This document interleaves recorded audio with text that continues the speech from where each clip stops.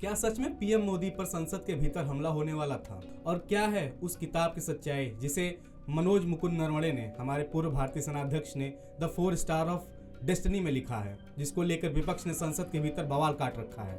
नमस्कार, मेरा नाम है सचिन राय और आप देख रहे हैं एसआर मीडिया हाउस का news segment show the dark side.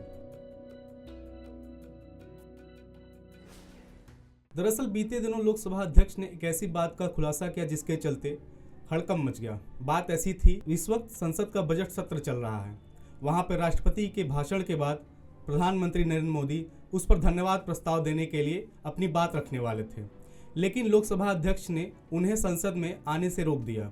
उनका कहना था कि बीते दिनों कांग्रेस के कुछ महिला साथियों द्वारा संसद में पीएम मोदी की सीट को इस तरह से घेर लेना काफी एग्रेसिव था। इसकी वजह बताते हुए ओम बिरला ने कहा कि उन्हें ऐसी सूचना मिली थी, कांग्रेस के कुछ सदस्य प्रधानमंत्री के ऊपर या प्रधानमंत्री पर कुछ अप्रत्याशित घटना को अंजाम दे सकते थे।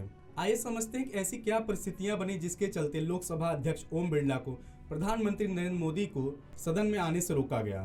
दरअसल 2 फरवरी 2026 को राहुल गांधी खड़े होते हैं और उनके हाथ में एक किताब थी जिसका नाम था द डेस्टिनी ऑफ 4 स्टार्स। जी हाँ, यह वही किताब है जिसको हमारे पूर्व आर्मी के एक्स जनरल मुकुंद नरवणे जी ने लिखा हुआ है। राहुल गांधी ने लोकसभा अध्यक्ष ओम बिरला से इस किताब के बस 5 पेज पढ़ने की इजाजत मांगी, जिसे लोकसभा अध्यक्ष ने ये कहते हुए खारिज कर दिया कि जब तक कोई सोर्स सरकार द्वारा प्रमाणित ना हो आप उस संसद के पटल पर नहीं रख सकते।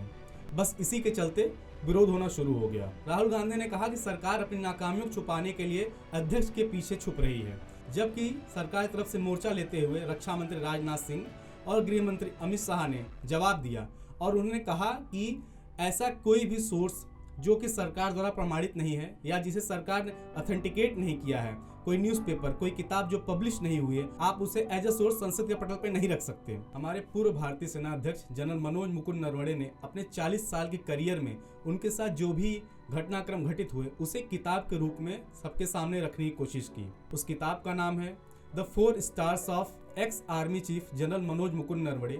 दिसंबर 2019 से लेकर अप्रैल 2022 तक भारतीय सेना के अध्यक्ष रहे। इस दौरान पूर्वी लद्दाख में चीन के साथ हमारा एक कॉन्फ्लिक्ट हुआ जिसकी चर्चा इस किताब में की गई है। इसी किताब के 5 पेजेस को पढ़ने की इजाजत राहुल गांधी ने लोकसभा अध्यक्ष ओम बिरला से मांगी थी, जिसे उन्होंने मना कर दिया। दरअसल हम जब भी कोई नई किताब लिखते हैं तो उसे किताब को छपने से पहले हम प्रमोशन के लिए कुछ मीडिया हाउस और कुछ जर्नलिस्ट के पास भेजते हैं ताकि आम जनता इस किताब के बारे में जानने के लिए उत्सुक हो। लेकिन जनवरी 2024 के शुरुआती में लिखी गई ये किताब अभी तक पब्लिश नहीं हो पाई है। इस बारे में जब मीडिया ने जनरल मुकुंद नरवणे से सवाल पूछा तो उन्होंने साफ साफ कह दिया कि उनका काम था सिर्फ किताब लिखना, बाकी किताब पब्लिश होना ये उनका काम नहीं है। राहुल गांधी ने कारवां मैगजीन के कुछ पन्ने जिसमें इस किताब के उस अंश को छापा गया जहां पे हमारे एक्स आर्मी चीफ ये लिखते हैं कि 31 दिसंबर 2020 की रात में चीन के कुछ टैंक पूर्वी लद्दाख में रेचिंग ला के पास भारतीय टुकड़ी के एकदम आमने सामने आ गए थे। ऐसे में वहां पर युद्ध जैसी भयंकर परिस्थिति उत्पन्न हो सकती थी। मामले की गंभीरता समझते हुए तत्कालीन थल सेना अध्यक्ष जनरल मनोज मुकुंद नरवणे ने रक्षा मंत्री राजनाथ सिंह के पास फोन किया। उन्होंने राजनाथ सिंह को स्थिति से अवगत कराया और उनसे जानना चाहा कि सरकार का पक्ष क्या है। इसके बाद रक्षा मंत्री राजनाथ सिंह ने उन्हें कहा कि जैसा समझ में आए आप वैसा कर सकते हैं। इस कंडीशन को या रक्षा मंत्री की इस बात को हमारे थल सेना अध्यक्ष मनोज मुकुंद नरवणे ने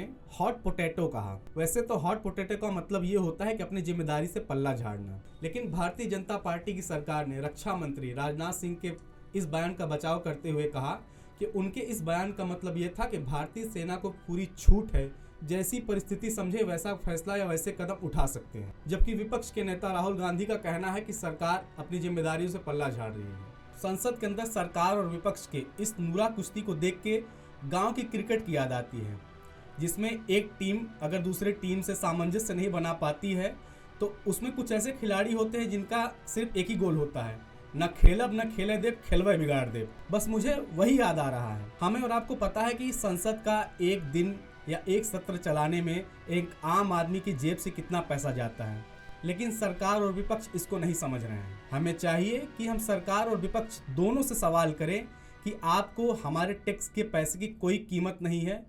अगर होती तो आप शायद अपने गतिरोध को दूर करके देश की जनता के हित के जो प्रश्न हैं संसद में उसे उठाते और हमारे मुद्दों पे बात करते, ना कि अपनी बात मनवाने के लिए एक अड़ियल बच्चे की तरह अड़े रहते हैं।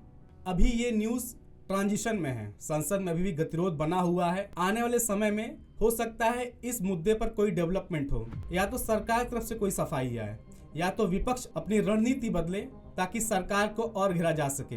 ये थी इस पूरे खबर की डार्क साइड। इस तरह की और भी खबरों को जानने के लिए हमसे जुड़े रहें, साथ ही साथ हमारे चैनल को लाइक और सब्सक्राइब जरूर करें। नमस्कार, मैं हूं सचिन राय और आप देख रहे थे द डार्क साइड।